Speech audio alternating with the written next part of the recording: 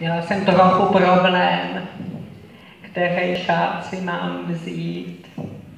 Vzala jsem si oba.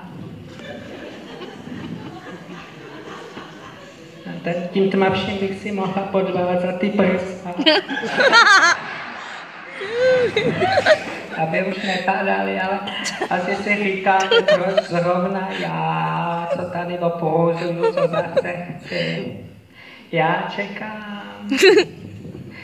čekám, až přijde moje chvíle. Já jsem tak trošku retro, to se vrací v pravidelných vlnách, že jo. Určitě doma máte starý gramofon, nebo starý rádio, nebo starý televizor, starý hodiny, šperky a nevyhazujete to, že ne. Proč taky, když to za chvilku zase přijde do módy? Já taky čekám, až zase přijdu do módy. A než přijdu do módy, tak vám sem někoho pošlu, jo? Ono totiž to tak trochu souvisí, jo?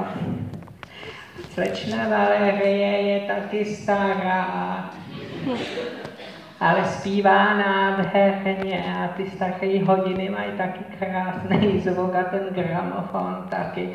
Já bych tam viděla určitou paralelu, že jo.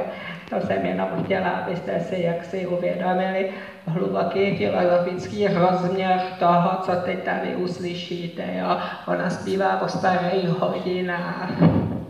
To byl takovej oslý můstek, tak teď můžete o tom přemýšlet, máte na to čas, nazdar.